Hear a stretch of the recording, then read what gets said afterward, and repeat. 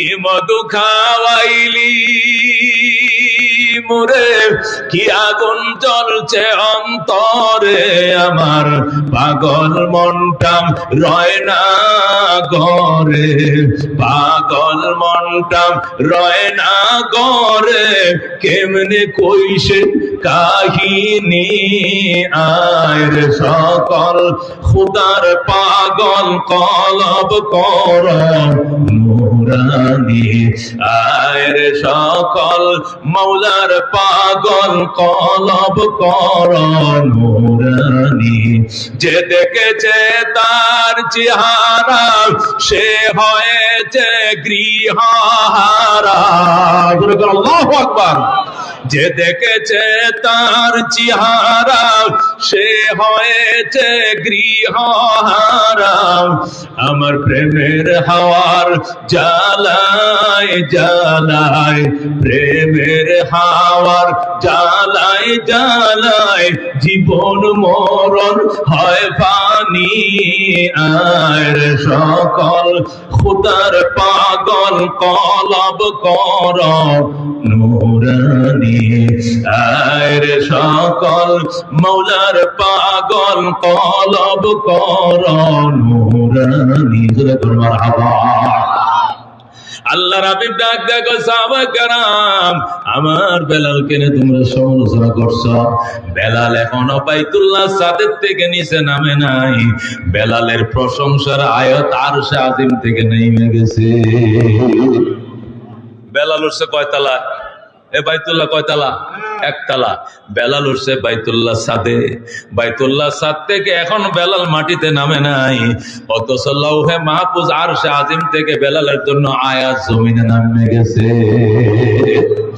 আল্লাহ ডাক দেখো ইয়া আইয়ুহান নাস, ওরে মক্কাবাসী, ও ন মুসলিমরা, ইন্না খালাকনাকুম মিন যাকারিন ওয়া উনসা, আমি আল্লাহ তোমাদেরকে পুরুষ এবং নারী করে বানাইছি। ওয়াজআলনাকুম শুউবান ওয়া কাবাইল, তোমাদেরকে বিভিন্ন বংশ এবং গোত্রে বিভক্ত করেছি। কেউ চৌধুরী ফারার চৌধুরী, কেউ ব্যাপারী, কেউ ফাটারি, আছে না? আছে না? কেউ তালুকদার, কেউ শিকদার, কেউ পাঠান, আছে না নাই? আল্লাহ কই এই যে খান, পাঠান, চৌধুরী, ব্যাপারী, তালুকদার, শিকদার, ইমান মর্যাদা এগুলো লিতারাফু, এটা শুধু দুনিয়ার পরস্পর পরিচয়ের জন্যই। ইন্না আকরামাকুম ইনদাল্লাহি আতকাকুম, আমি আল্লাহর কাছে ওই মানুষ বড় সম্মানী যে মানুষ বেশি মুত্তাকি। আল্লাহু আকবার। এই আয়াত নাযিল করে আল্লাহ বুঝাইছে, ও মক্কাবাসী, বেলালের বিবেচনা চামড়া দিয়ে করলে হবে না। বেলালের বিবেচনা মানুষের বিবেচনা বংশ দিয়ে করলে হবে না। কে ধনী কে গরিব এটা আপনের মানদণ্ড নয়। কালো সাদা আপন হওয়ার মানদণ্ড নয়। আমি আল্লাহর আপন হওয়ার মানদণ্ড হলো তাকওয়া। আল্লাহু আকবার। আমার বেলালকে এক পাল্লায় রাখো, উম্মতের তাকওয়া এক পাল্লায় রাখো। বেলালের তাকওয়ার পাল্লা ভারী। আল্লাহু আকবার। এ সাহাবায়ে কেরাম, আমার বেলাল যখন আজান দিত তখন আশহাদুর জায়গায় আশহাদু শোনা যেত। এই জন্য অনেকে বলতো বেলাল রে হুজুর মুয়াজ্জিন থেকে বাদ দিয়া দেন। এই দন্তাস্য উচ্চারণ করতে পারে না, তালিবের উচ্চারণ করতে পারে না, এটা চয়ের মতো শোনা যায়। নবী ডাক দেখো সাহাবায়ে কেরাম রে, কি কারণে বেলাল আশহাদু উচ্চারণ করতে পারে না? এটার প্রত্যক্ষ সাক্ষী আমি, তোমরা নয়। উমাইয়া বেঈমানের বাচ্চা বেঈমান বেলালের জিহ্বার ভিতরে ফেরাক ঢুকায় দিছে। আল্লাহু আকবার। এত লম্বা ফেরাক আগুন দিয়ে গরম কইরা জিহ্বার মাঝখানে ঢুকায় দিছে যাতে বেলাল আহাত বলতে না পারে। বেলালের জিহ্বাটা মাটিতে পড়ে রইছে। বেলাল ডাক দিয়ে, আপনারা কারা গো? নবীকে আমার সালাম কইলেন আর কইলেন আমি বড় কষ্টে আছি, নবী যেন আমার জন্য দোয়া করে।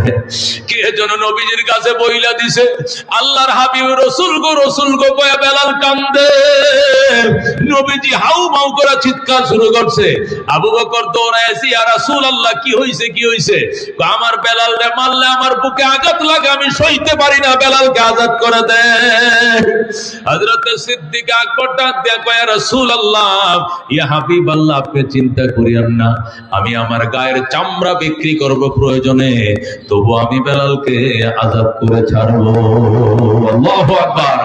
আল্লাহর হাবিবের সান্ত্বনা দিয়া হযরত আবু বকর বেলালের কাছে আইসা, কয় বেলাল কি খবর?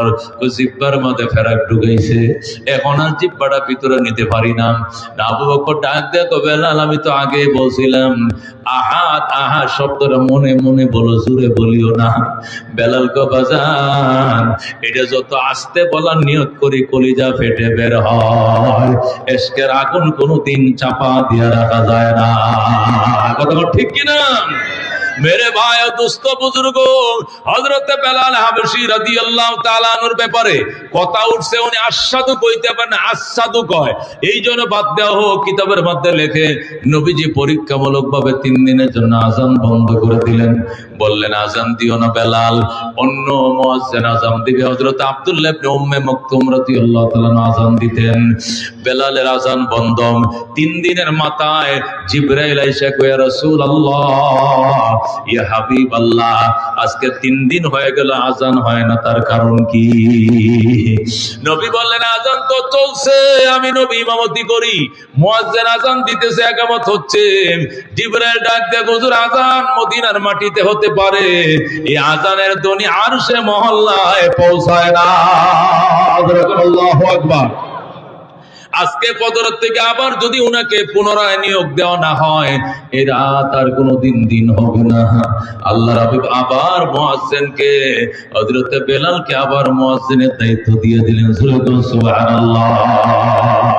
रह गया रुस्म आज़म रूह बेलाल लीन रही, फलसफा रह गया तलकीन गज़ाली न रही। সুবহানাল্লাহ। এই বেলালে হাবশির সাথে কারাগো জান্নাতে যাইতেছে, হাত বাড়ায় লিল্লাহ তাকবীর। আল্লাহ তুমি বেলালে হাবশির সাথে জান্নাতের মালিক বানাও, জোরে কোন আমিন। 8 নাম্বার নবীজির ফ্যামিলি মেম্বার 5 জন। কয়জন?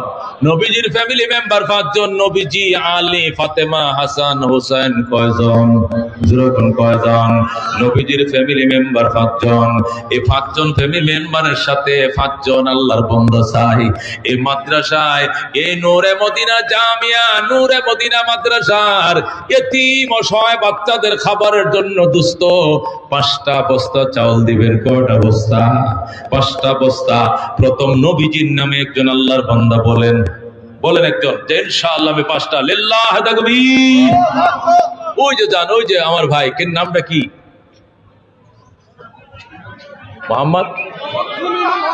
মোহাম্মদ মুমিনুল হক সাহেব 5 বস্তা তো আল্লাহ তুমি কবুল করো, জোরে করো আমিন। আল্লাহ মঞ্জুর করো, হায়াতে বরকত দাও, বেলালে হাবশিতে জান্নাত দাও। আল্লাহ গো আহলে বাইত নবীজির ফ্যামিলি মেম্বারদের সাথে জান্নাত দিও, জোরে করো আমিন। এই জীবনে